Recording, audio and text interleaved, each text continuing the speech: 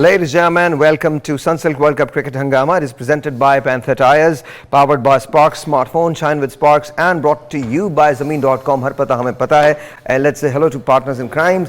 Ladies and gentlemen, Abdul Rauf Saab and the legend Salim Malik Saab. Assalamu alaikum. How are you? कैसे हैं आप लोग? अस्सलाम sir, खैरियत sir. Yeah, how are you guys this morning? कैसे हैं? नींद नहीं पूरी। Little tired? नींद नहीं पूरी हुई? आपको अब उन जगहों पे नहीं जाना चाहिए जहां आप पूरी रात सो ना सके। क्यों? Why do you go? I mean, I'm talking about, you know, Salim भाई अक्सर खाने के बहुत शौकीन हैं, तो रेस्टोरेंट में जाते हैं तो फिर आपको बड़ा मिस किया मेरा। I know. आप I should have been there. होना चाहिए था। नेक्स्ट टाइम जब आप जाएं और खासकर जहाँ पर गानों की महफिल हो ना, तो वहाँ मुझे बड़ा अच्छा। By the way, I found a place, karaoke place. अच्छा नहीं वो गाने नहीं, कैरियोकी प्लेस की बात कर रहा हूँ मैं। कैरियोकी नहीं, इसको कुछ और नहीं समझ लीजिएगा। We are genuinely talking about it. तो कैरियोकी की मैंने एक जगह देखी है, हाँ, there is a coffee shop जहाँ कैरियोकी बाकायदा होता है। और पुराने वाले गाने नहीं होते इंडियन पाकिस्तानी, पुराने गाने, मेहदी हसन खान साहब, नूर जहाँ, किशोर कुमार, लता एंड ऑल, तो उनके सारे गाने जो हैं वो जरूर। सर आपका फ़ोन है सर। ये किस जगह आपने देखा सर? सर ये मेरे ख्याल में मॉडल टाउन में है, कहीं मॉडल टाउन में है या गुलबर्ग के अंदर है, somewhere there. But so we're going to go there inshallah. We're going to go there. Sir, anyway, आज बड़ा इंटरेस्टिंग सी चीज़ है। आज I want to talk about जो हमारे प्लेयर्स की परफॉर्मेंस है, वो जो रही है, मैं उसके बारे में बात करना चाहता हूँ। Let me run through it. उसके बाद पहले हम बैटिंग परफॉर्मेंस के बारे में बात करेंगे, फिर बॉलिंग पे आते हैं, ठीक है? So let's run over it. Mohammad Rizwan 9 matches खेले, 131 हाईएस्ट था इनका, और टोटल रन्स जो इन्हें बनाए हैं वो 395 रन्स बनाए हैं 8 इनिंग्स के अंदर। अब्दुल्ला शफीक 8 मैचेस खेले, 8 इनिंग्स खेली, 336 रन, 113 इनका हाईएस्ट है। Babar Azam 9 matches 9 innings 320 run, 74 highest. Saud Shakeel 9 matches 7 innings 241, 68 इनका हाईएस्ट है। Fakhar Zaman 4 matches 4 innings 220, 126 not out इनका हाईएस्ट है। Imamul Haq 6 matches 6 innings 162 run, 70 इनका हाईएस्ट है। Iftikhar Ahmed 9 matches 8 innings 142 run, 40 run इनका हाईएस्ट है। Shadab Khan 6 matches 5 innings 121 run, 43 इनका हाईएस्ट है। मोहम्मद अवाज 5 मैचेस 4 इनिंग्स 81 रन, 39 इनका हाईएस्ट है। Shaheen Shah Afridi 9 matches 6 innings 55 run, 25 highest. Haris Rauf 9 matches 5 innings 53 run, 35 highest. Agha Salman 3 matches 1 inning 51 run, 51 इनका हाईएस्ट है। Mohammad Wasim 4 matches 2 innings 23 run, 16 not out इनका highest. Hasan Ali 6 matches 3 innings 20 run, 12 इनका हाईएस्ट। उसामा मी 4 मैचेस 1 इनिंग्स, हाईएस्ट है जी 0। So this is how it looks like. Now you can take over. Yes sir. इसमें नीचे वाले बैट्समैनों को तो आप मेरा कंसीडर ही नहीं करना चाहिए, क्योंकि उनसे तो एक्सपेक्टेशन इतनी होती भी नहीं है। असल तो मैच जितवाते हैं आपके top batsman, top and middle order. तो उसमें अगर आप देखें तो किसी बंदे का भी स्ट्राइक रेट अगर आप देख लें, सिवाय फ़खर के अलावा, हाँ, जो 122 था, जो हम बार बार कहते हैं कि वही एक बंदा है जो दूसरे जो दुनिया में जितने भी आजकल के प्लेयर हैं जो तेज़ खेलते हैं वनडे में या T20 में, वही एक बंदा है जो मैच करता है उनके साथ। एक और बात भी है, फ़खर को अगर आप देखें तो 4 मैचेस खेले, 4 इनिंग्स खेली, 220 रन स्कोर किया, यानी 55 की तो वैसे ही एवरेज आ जाती है, अगर आप एवरेज भी निकालें तो 55 की तो वैसे ही एवरेज आ जाती है, और 126 इनका हाईएस्ट है, नॉट आउट।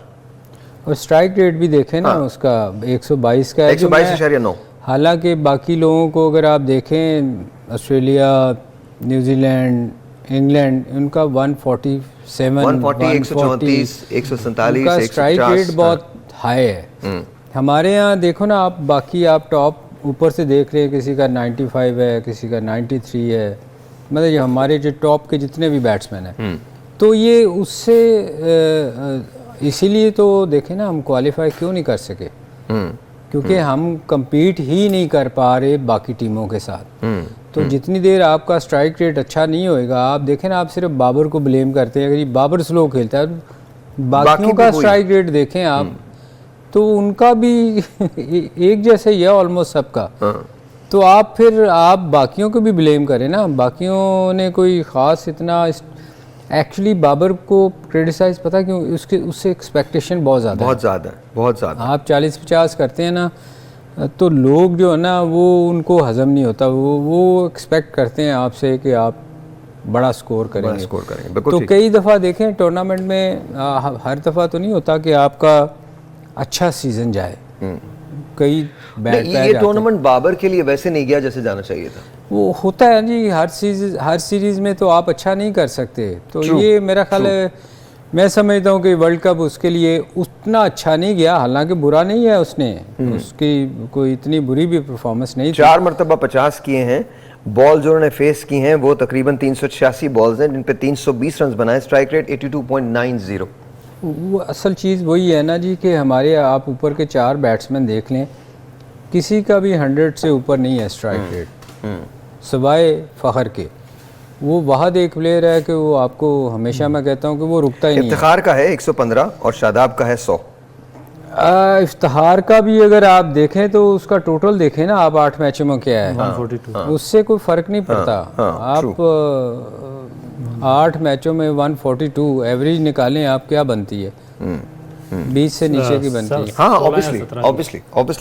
और मेरे ख्याल में यहाँ पर स्ट्राइक रेट तो मैटर करता है, बट साथ में इनिंग्स भी मैटर करती है ना, कि आपने कितने रन स्कोर किए हैं, वो बड़ा मैटर करेगा। देखिए इसमें साहिर भाई जो बेसिक चीज़ पता क्या है कि जब आप किसी बड़े इवेंट में या किसी जगह पे खेलने जाते हैं ना, तो आपको एग्जैक्टली पता होना चाहिए कि वो पिचेस किस तरह की हैं। मसलन कि अगर आप इंडिया में खेलने जा रहे हैं तो आपको पता है कि वहाँ पे बैटिंग पिचेस होंगी और स्पिन बॉलर को सूट करेंगे।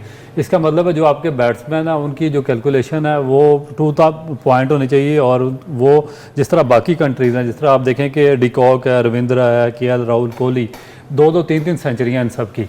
हमारी टोटल जो पूरे वर्ल्ड कप के 9 मैचेस में हमारे टोटल 3 सेंचुरी, ठीक है। यहाँ पर से एक उस आदमी की है जिसे हमने नहीं खिलाया, सर ये बड़ा जख्म है मेरे। और उसमें भी देखें कि बड़ा जख्म है सर, मैं आपकी बात मैं आपको बताता हूँ उससे बड़ा जख्म क्या है। 6 मैचेस इमामुल हक खेल गए 27 की एवरेज से, ठीक है, 90 के स्ट्राइक रेट से, जिस उनकी एवरेज है 27 की, और जिस बंदे की एवरेज है 55 की, वो कितने मैचेस खेला है? 4 matches. I think we should start a show, it is called Guru Ho जा शुरू। that's what needs to be started। और उसके अंदर गुरु ये हैं, और किसी को भी कुछ भी सवाल करना होना सर आप बात कीजिए सर, बोलिए। अच्छा, देखें कि एक बंदे का स्ट्राइक रेट है 122, हाँ, ठीक है, हाँ, उस 4 मैचेस वो खेला है, 55 की उसकी एवरेज है, और उसने मैचेस खेले हैं 4, हाँ जी, ठीक है। एक बंदे का स्ट्राइक रेट है 90 का, एवरेज है उसकी 26 की। बस सर ये साइंस पाकिस्तान में इस्तेमाल होती है। ये कौन सी साइंस है, कौन सी मैनेजमेंट, ये इनको करोड़ों, मैं बात ये है कि आप इन पे आपने करोड़ों रुपया बर्बाद किया। ये इनकी कैलकुलेशन है कि एक बंदे की 27 की एवरेज है, वो 6 मैच खेल गया, एक ही 55 की एवरेज है, वो 4 मैच खेला। उसके बाद फिर जो सर मैं आपको एक और बात बता दूं, वो 4 मैच इसलिए नहीं खेले, उनमें से 2 मैचेस बहालत मजबूरी में खिलाए गए। जो पहला मैच खिलाया गया वो बहालत मजबूरी में, उसको खिला नहीं रहे थे। ये बात आपको पता, मुझे पता है। हालांकि हर आदमी ने शोर किया था, आप कोई टीवी शो उठा के देख लें, हमारा हो या किसी और का, हर आदमी ने शोर किया था। हर आदमी ने ये कहा था कि फखर जमान को साउथ अफ्रीका के मैच में खुदा का वास्ता आप खिला लें। ये जो आपने एक वर्ड इस्तेमाल किया ना, बहालते मजबूरी, ये बहुत खूबसूरत लफ्ज है सर। मैं कह रहा हूँ आपको, इसमें उसको खिलाया गया, और उसको खिलाया गया जिसकी 55 की एवरेज है और 130 का स्ट्राइक रेट है। जी हाँ। और उसके बाद जो हमारे 2 ऑलराउंडर, टॉप क्लास ऑलराउंडर, जो हमारे चीफ सेलेक्टर कहते हैं मेरा कसूर क्या है। कौन? जो चीफ सेलेक्टर जिनको निकाला वो कह रहे मेरा कसूर क्या। आपका कसूर ये है कि आपने 2 ऑलराउंडर कहकर सिलेक्ट किए, नवाज को और शादाब खान को। एक की 18 की एवरेज है, एक की 22 की एवरेज। हो सकता है नवाज को दुआओं के लिए सिलेक्ट किया, आखिरी ओवर करवाने के लिए सिलेक्ट किया। दुआ मांग रहे हो नवाज बैठे हुए कि अल्लाह मियां मेरा नहीं तो किसी का काम कर दे। फिर सकलैन को लेके जाना चाहिए था दोनों को। फिर उससे भी खतरनाक चीज़ क्या है कि जो हमारे मिडिल ऑर्डर हैं, इफ्तिखार अहमद है 16 की एवरेज, ठीक है। उसके बाद आपके जो आते हैं साउथ की 34 की, तो आपका इतना फेवरेट है, आप मुझे बहुत पसंद है, लेकिन क्या करें कि अब ये देखें ना स्टैट सामने पड़े हुए, अब इस पे क्या झूठ तो नहीं बोल सकता ना, आप बताएं। नहीं बिल्कुल नहीं बोल तो फिर इसका मतलब पहले आप झूठ बोलते रहे हमारे साथ। किसका? इतनी तारीफें आपने की हैं। नहीं पसंद तो मुझे अभी भी हैं। अच्छा, पसंद ये बहुमा को भी करते हैं, आप पूछ के देख लीजिए। आपको बहुमा पसंद नहीं है? मुझे इतने ज्यादा पसंद है, मगर अगर रियलिस्टिकली देखा जाए ना तो रियलिस्टिकली बहुमा की जो सेमीफाइनल था उसमें जगह ही नहीं बनती थी। मैं कहता हूँ बहुमा की जगह ही नहीं बनती यार। ये कैसा पलटी मारा है। नहीं उसमें सर रात गई बात गई, इधर साउथ अफ्रीका आउट हुआ, बात नहीं गई। हाँ बोमा हमें पसंद सर है, इन्होंने भी यू टर्न ले लिया। बोमा हमें पसंद है मेरे बहुत जहन में ज्यादा, एक और जुमला आ रहा है, मैं बोल नहीं रहा हूँ। नहीं ना बोलिएगा। बोमा हमें बहुत ज्यादा पसंद है, मगर ये कैसे हो सकता है कि हेंड्रिक्स एक टॉप क्लास बैट्समैन है, उसकी जरूरत है साउथ अफ्रीका को, तो जो कैप्टन है अगर उसका वो आउट ऑफ फॉर्म है, जो बोमा आउट ऑफ फॉर्म है, थोड़ा सेक्रीफाइस करना चाहिए था कंट्री के लिए, उसको जगह देनी यार चाहिए थी। एक देखो, जमाने में ना मैं हमें- सर मैं भूल जाऊंगा, मैं अच्छा भूल अच्छा जाऊंगा। अच्छा, आप बता दीजिए। हाँ यार देखो, कैप्टन जब किसी को बनाया जाता है ना, वो इसलिए बनाया जाता है कि वो टीम से बाहर ना हो। अब शान को कप्तान सिर्फ इसलिए बनाया गया कि वो सारे ऑस्ट्रेलिया में मैच खेले, अगर वो तो भुमा को भी इसीलिए कप्तान बनाया गया था कि वो बाहर ना हो। नहीं, आपने कहा ना जरूरत होती है, जरूरत का आपने लफ्ज यूज किया। तो एक जमाने में हमारी मैशत थोड़ी सी स्ट्रगल कर रही थी, तो डॉक्टर महबूब हक की बहुत जरूरत थी हमको, बट हमने उन्हीं को जाने दिया जिनकी जरूरत थी, और जिनकी जरूरत नहीं थी उन सबको इन कर लिया। I mean I wish doctor Mahbubul हक वाज हियर टुडे, और वो देखते हैं कि मतलब उनको टीम में रख लेते। जी, आई एम टेलिंग यू, वो कुछ ना कुछ बेहतर कर जाते। खैर एनीवे, गोइंग बैक। अच्छा, ये जो मिडिल ऑर्डर है हमारा, उसमें आते हैं जी आपके मोहम्मद नवाज, शादाब खान, इफ्तिखार अहमद और सऊद शकील। हाईएस्ट जो एवरेज है वो 33 की है, बाकी किसी की 16 की है, किसी की 17 की, किसी की 18 यार की। बैट्समैनों की बात करें आप तो टेलर की बात नहीं, शुरू नहीं, कर ऐसे दी भाई, ये एज ए मेजर बैट्समैन ये सिलेक्ट किए हैं आपके नंबर 5, नंबर 6 पे। तो मेजर बैट्समैन के ये तौर पे। बैट्समैन आते रहे आपके नंबर 4 पे, नंबर 5 पे, नंबर मैं 6 बात पे। कर रहा हूँ जिसने कुछ पाकिस्तान के लिए करना है, उसकी मैं बात कह रहा हूँ कि उसकी बात करें आप। इनमें कौन सा था बंदा? मैं तो हमेशा कहता हूँ इनमें कौन बंदा है। अच्छा, लेकिन इसमें फिर एक और सवाल निकलता है कि अगर ये इस काबिल नहीं थे, अगर आपने आपके वर्ल्ड कप प्लान के बाद ये आपकी फ्यूचर प्लान का भी हिस्सा नहीं थे, तो फिर इन्होंने कौन से, इनमें सुरखाब के पर थे या कौन से 30 मार खान थे, या इन्होंने क्या कर दिया कि आपको इतने बड़े मेगा इवेंट के लिए ऐसे बंदों को सिलेक्ट करना पड़ा जिनकी किसी की 16 की एवरेज है, किसी की 17 की एवरेज है? इसका मतलब आप पहले ही हार मान के टूर्नामेंट में गए हुए थे कि हम तो बस पहला राउंड भुगताने के लिए तो गए हुए। आपके ख्याल में जो ऑस्ट्रेलिया टीम जानी है, क्या उसमें ये लोग नहीं होंगे? सबसे बड़ा तो उसमें कैप्टन है तो फिर जो पिछले स्टार्ट 14 में ही ले 11 लें, की एवरेज है उसकी। तो स्टार्ट ही ले लें कि जब आपने स्टार्ट ही वहां से लेना है तो ये भी होंगे। इसका मतलब कुछ भी नहीं बदल रही, हम ऐसे ही बस ऐसे ही यहाँ पे आप यूं ही लगे हुए, यूं ही लगे। यूं ही लगे हुए। ओके, ये काम डाउन लगा दीजिए ताकि मतलब थोड़ा सा रिलैक्स हो जाए। अभी ये बात याद रखिएगा, हमने सिर्फ बैट्समैन की बात की, अभी बॉलर्स पर नहीं आए हैं हम। अभी तो बॉलर्स की बात ही नहीं उनका हुई जो है। पोस्टमार्टम होगा उनका जो पोस्टमार्टम होगा वो देखने से ताल्लुक रखता है। मैं आपको बताऊं, इनको ऑस्ट्रेलिया में सिर्फ फील्डर लेके जाने चाहिए क्योंकि वहाँ मार पड़नी है, बॉल हमारे उठाने यहाँ वाले मुराद भी बंदे। है, हम मुराद को भी फील्डिंग के तौर पे ले जा सकते हैं। किसको? मुराद को, बिल्कुल जा सकते है ना? हैं, राजा को भी जा सकते राजा भी जा सकता है, मुराद भी जा सकता है, क्योंकि बॉल ही फेंकनी है उसामा बस। भाई भी जा सकते हैं, बॉल ही तो उठा के फेंकनी है, मतलब कोई भी जा सकता है। तो होना तो यही है ना वहाँ हाल हमारा। जो टीम हम स्टार्ट शुरू किया है जहाँ से, हैं। बॉलर आपके पास नहीं है, बैट्समैन जो आपका कैप्टन है वो आउट ऑफ फॉर्म पिछले 13-14 मैचेस से।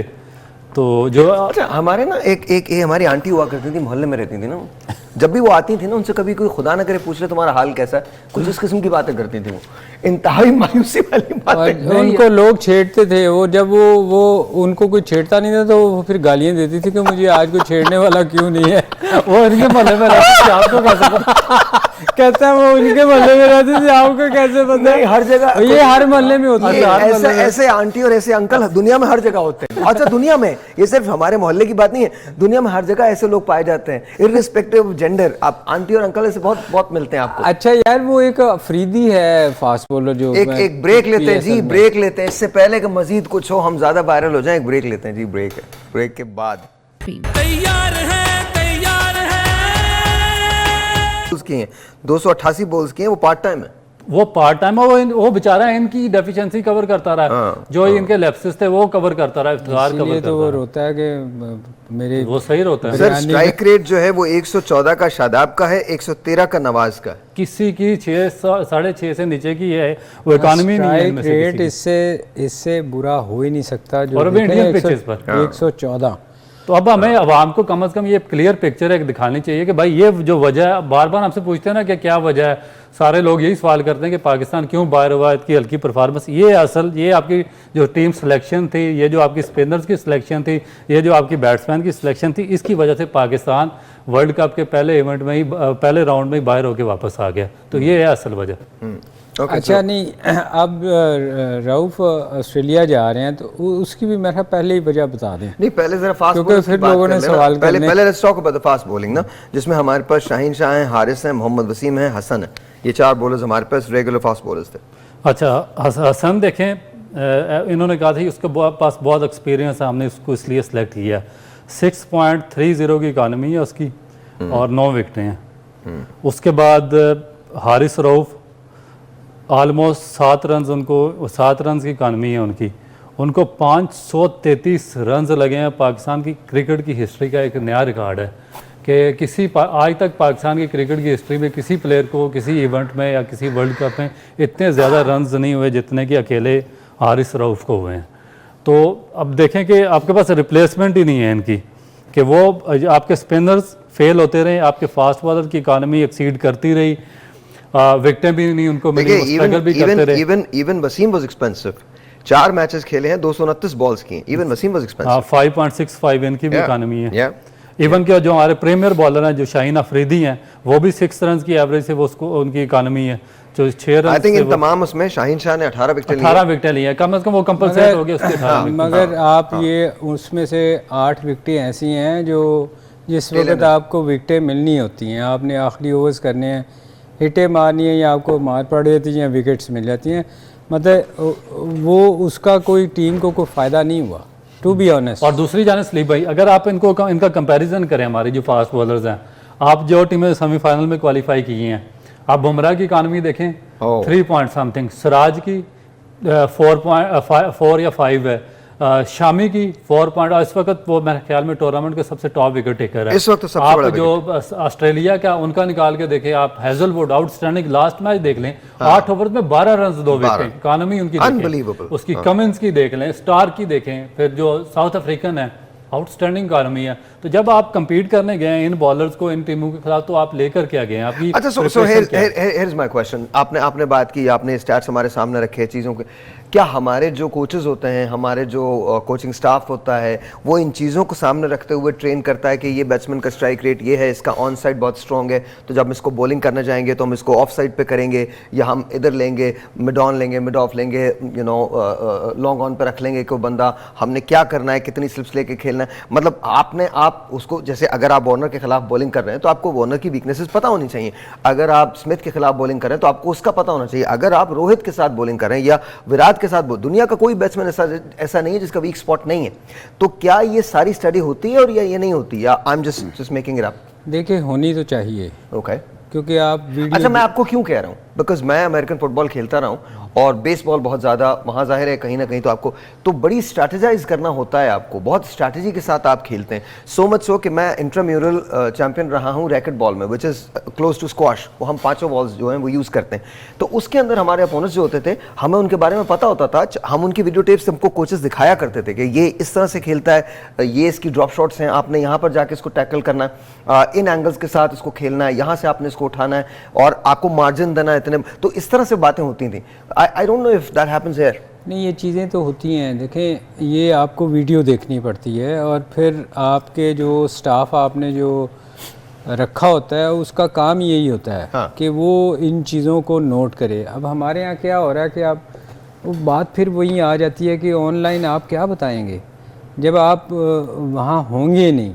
ये देखें, ये चीज़ें जो है ना, हर बंदे की आपको जब टीम मीटिंग होती है ना, तो आप जैसे कल मैच है, हाँ। तो आप हर बंदे की बैट्समैन से लेके बॉलर तक स्ट्रेंथ और वीकनेस आप बताते हैं कि यार ये यहाँ है, हाँ। और फिर उसके बाद कप्तान की रिस्पॉन्सिबिलिटी होती है अंदर जाके ना, कई दफ़ा आपको मैच के दौरान ही आपको चीज़ें ऐसी होती हैं कि आपको डिसीजन लेने पड़ते हैं, ठीक है ना, जैसे मैंने कहा था कि you're right. बहुत सारी चीज़ें एकदम आप खुद डिसीजन लेते हैं, तो ये चीज़ें तो बताई जाती हैं, मगर होता सलीम भाई एक बात आप मुझे और बताइए, बिकॉज मैं जब प्रेस कॉन्फ्रेंस सुन रहा था बाबर की, तो बाबर ने कहा था हम इंग्लैंड के खिलाफ एक हिकमत अमली से उतरेंगे,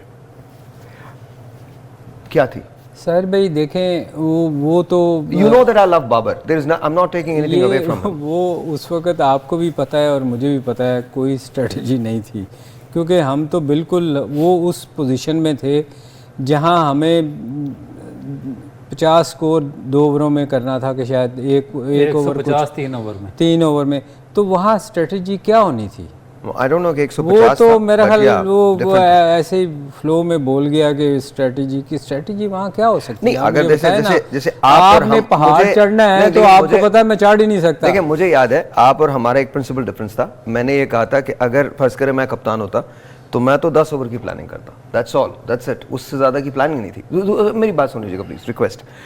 दूसरी बात ये, आपने कहा ये नहीं हो सकता, ठीक है आपका एक्सपीरियंस ज़्यादा है, मैं आपकी तरफ हो जाता हूँ, आप बिल्कुल ठीक कह रहे हैं। कम से कम मैच जीतने की तो हिकमत अमली होनी तो चाहिए। मैंने पहले दिन का पहले मैंने भी- कहा वो था भी नहीं हो रही थी ना। मैंने तो आपको याद नहीं, मैंने आपको कहा था कि पाकिस्तान को मैच जीतने के लिए जाना चाहिए, हम क्वालिफाई नहीं कर सकते। हाँ एक चीज़ ज़रूर करनी चाहिए कि पाकिस्तान को एटलीस्ट मैच तो जीतने के लिए जाए ना, मैच तो है ना, हाँ, इंटरनेशनल मैच है, कोई आम मैच नहीं, क्योंकि हम वो अचीव नहीं कर सकते थे हम हाँ कि 3 ओवरों में 150 या 200 स्कोर करें। तो आप कम से कम फाइट तो करें ना, लोगों को नज़र आए कि आप मैच जीत रहे हैं। ये चीज़ें जो है ना, ये तो बेवकूफ़ बनाने वाली बात है ना कि वो हमने स्ट्रेटजी बना ली, वो तो हो ही नहीं सकता था। एक हम ब्रेक लेते हैं, ब्रेक के बाद यहीं से कंटिन्यू करते हैं, विल बी राइट बैक। तैयार है वो टेस्ट में कंसीडर होगा, क्योंकि उसको अगर वनडे में ये कंसीडर कर रहे हैं तो बड़ी बात होगी, क्योंकि वनडे में भी वो स्ट्रगल कर रहा है 10 ओवर्स में, 2 दफ़ा उसकी MRI हुई है। तो टेस्ट मैच में आपको 5 दिन क्रिकेट खेलनी पड़ेगी, 5 दिन में आपको मुख्तलिफ जो इंटरवल्स में मुख्तलिफ स्पेल्स में बॉलिंग करनी पड़ेगी, एक दिन में आपको 20 ओवर्स भी करने पड़ सकते हैं। तो मेरा नहीं ख्याल कि हारिस रऊफ अभी इस काबिल है कि वो टेस्ट मैच खेल सके। अब उसके बाद जो आपका तीसरा हसन अली है। हाँ हसन अली देखें कि आज से कुछ अर्सा पहले 2-3 साल पहले तो वो टेस्ट में अच्छा परफॉर्म करता रहा, मगर हुआ क्या कि उसकी वाइट बॉल जो क्रिकेट थी जिसमें वनडे या T20 आ जाता है, उसमें परफॉर्मेंस डिक्लाइन का शिकार थी, मगर उसको कंटिन्यूसली इन्होंने साथ रखा और खिलाते रहे। एंड रिजल्ट क्या निकला कि वो टेस्ट मैच तीनों फार्मेट से बाहर हो गया। अब ये जो वर्ल्ड कप का प्लान था उसमें आपका हसन अली शामिल नहीं था, मगर चीफ सेलेक्टर ने कहा क्योंकि ये मोस्ट सीनियर बॉलर है, इसके पास एक्सपीरियंस है, इसलिए हम इसको वहाँ पर लेकर जाते हैं। मगर वहाँ पर क्या हुआ कि वो फिर एक्सपोज हो गए, 6 मैचेस भी पूरा नहीं खेल सके, 6 मैचेस खेल सके। तो अब जिस तरह की उनकी बॉडी लैंग्वेज है और जिस तरह वो बॉलिंग कर रहे हैं और जो उनका इम्पैक्ट आ रहा है, तो मेरा नहीं ख्याल कि वो टेस्ट मैचेस के लिए वहाँ पर वो इफेक्टिव साबित होंगे ऑस्ट्रेलियन पिचेस पर। पीछे रह गए आपके पास मोहम्मद अब्बास, जो कि आज से 3 साल पहले पाकिस्तान के बड़ा वंडरफुल बॉलर था और बड़ा उसने सक्सेस रेट अचीव किया। वसीम की बात करें, अब्बास की बात कर रहा हूं। मगर वो अब्बास की भी पेस अब वो उस पेस में नहीं है, वो अब बॉलिंग करता है 120 से 125 की पेस के दरमियान में, और ऑस्ट्रेलिया में आपको थोड़ा सा तेज बॉलर चाहिए। मगर आप ये कहते हो, हमेशा ये बात करते हो कि पीछे नहीं जाना चाहिए, तो आप तो फिर पीछे लेके जा रहे हैं। नहीं, मैं एक लिस्ट बता रहा हूँ ना पहले, उसके बाद फिर मैं जो वहाँ पर चलेंगे उनकी मैं बात करूँगा। अब ये आगे आपके मेजर बॉलर जो कि इनका टेस्ट प्लान का हिस्सा थे, अब यंगस्टर्स में आ गए, इनके पास आ गए मीर हमजा हैं, लेफ्ट आर्म पेसर हैं कराची से। उनकी परफॉर्मेंस डोमेस्टिक सीजन में बहुत अच्छी रही है। मेरा ख्याल है कि शायद टॉप विकेट टेकर हैं। एक तो वो ऑटोमेटिकली चॉइस बन जाएंगे, फिर दूसरा उनके साथ मोहम्मद अली एक फास्ट बॉलर थे जिनको इन्होंने रावलपिंडी में इंग्लैंड के खिलाफ टेस्ट मैच खिलाया था और उसमें बहुत ज़्यादा उनको रन्स लगे थे, मगर वो विकेट इतने ज़्यादा सक्सेसफुल हुए नहीं थे। मगर इस जो फर्स्ट क्लास सीज़न है उसमें उन्होंने अच्छी बॉलिंग की है।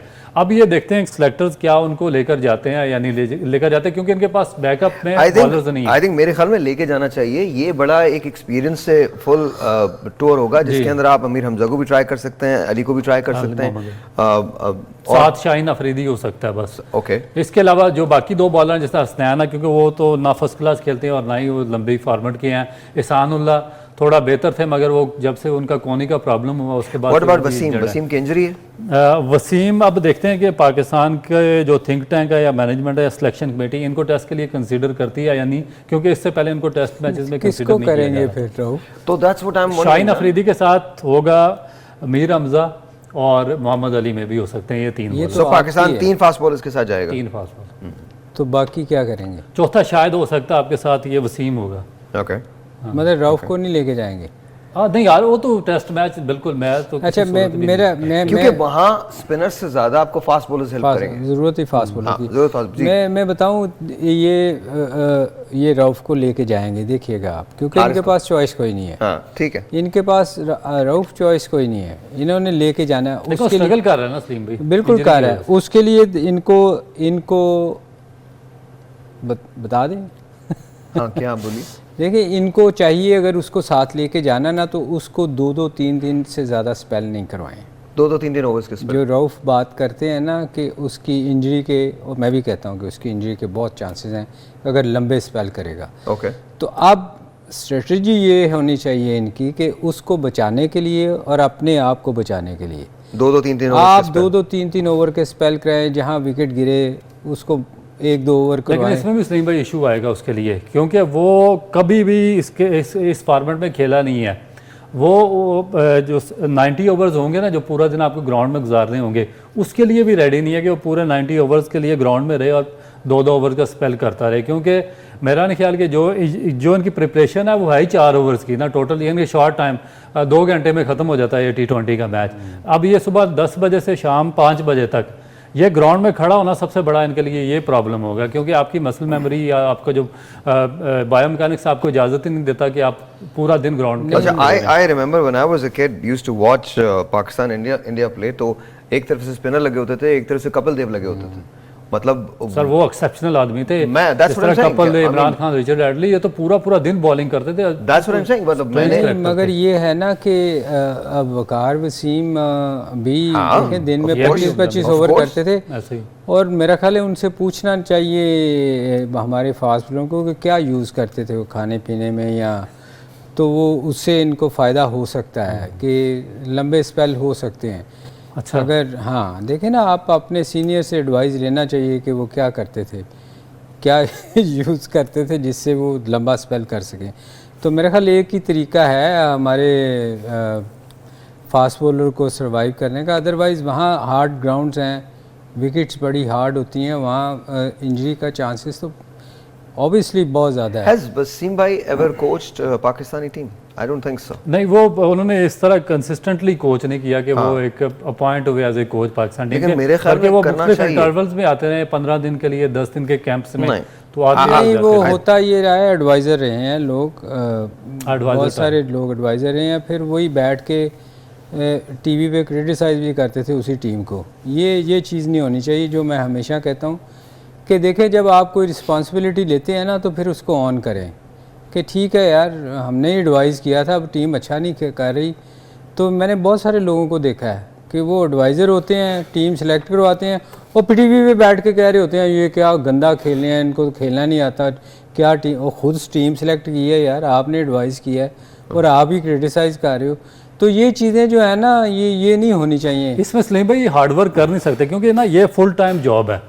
देखिए जिस तरह मॉर्निंग मॉर्कल को ले आए, या ये जिस तरह आपने पूछा वसीम भाई वगैरह के इनके कैंप 10-10 दिन के, आप इम्पैक्ट नहीं डाल सकते ना मॉर्निंग मॉर्कल। इससे पहले वो जो साउथ अफ्रीकन दूसरे थे वो लेके आए थे जो स्विंग करते थे। हाँ। तो इम्पैक्ट इसलिए नहीं डाल सकते कि थोड़े दिनों के लिए आते हैं, इनको पता नहीं होता। अब ये फुल टाइम जॉब है, यहाँ पे आपको कोई इस तरह का एक्सपर्ट यहाँ का हायर करना चाहिए जो कि पूरा साल इनके साथ काम करे। उसको एग्जैक्टली फिंगर टिप्स पे होने चाहिए आपके सारे बॉलर्स भी, उनके फार्मेट्स भी कि किस फार्मेट में किसको ट्राई करना, फिर उनके साथ पूरा साल काम करना चाहिए। जो आपने बात की है ना एनालाइज करने की दूसरे बैट्समैनों को, तो फिर ये ऑलरेडी उनका ना एक चार्ट इनके पास होना चाहिए। अब जो क्रिकेट है वो मुरक्कब है इंट्यूशन का, टैलेंट का और नंबर्स का।